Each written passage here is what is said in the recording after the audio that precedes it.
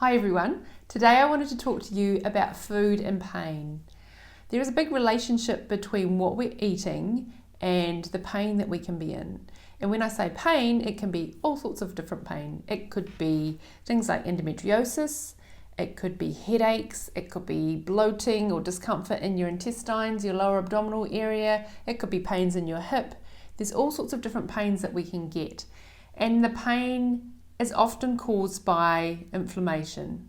So what we need to do is figure out why your body is being inflamed, and one of the things that can cause it to be inflamed is eating the wrong types of food.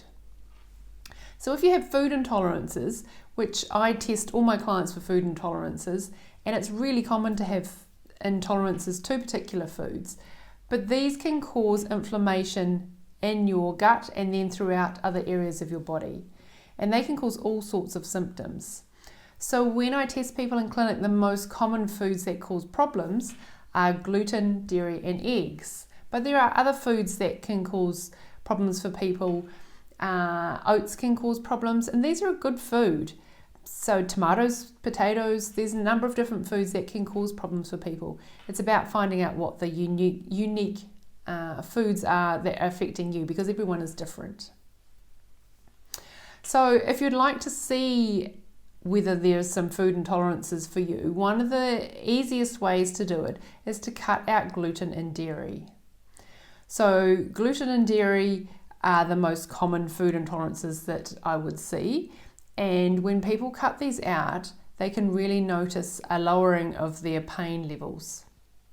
So what I recommend you do is cut them out for 3 weeks. So have no gluten, foods containing gluten, which is the foods that contain the grains wheat, barley and rye, and have no dairy for 3 weeks.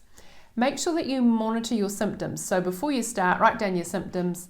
So put, be specific, put pain in left hip, 8 out of 10 pain, 10 being the highest levels of pain, and headaches every second day.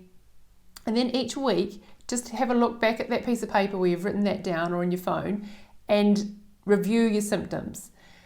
And do that each week until you get to the end of the 3 weeks, and then see if you can notice a difference. It could even be a reduction of bloating, or it could be a change in your bowels. You might have been getting diarrhea, or you might have been getting constipation. I want you to be aware that there is a huge connection between what you're eating and the pain that you're in. So foods that are highly processed or got bad fats in them, like deep fried fats, they're always going to cause an inflammatory response. High sugar foods, foods that are really high in white flour, your body doesn't like too many of those sorts of foods, and so it can cause an inflammatory response. Then it just depends on where your areas of weakness are to how that's going to present in terms of pain. So try cutting out those foods, and I'd love to know how you get on.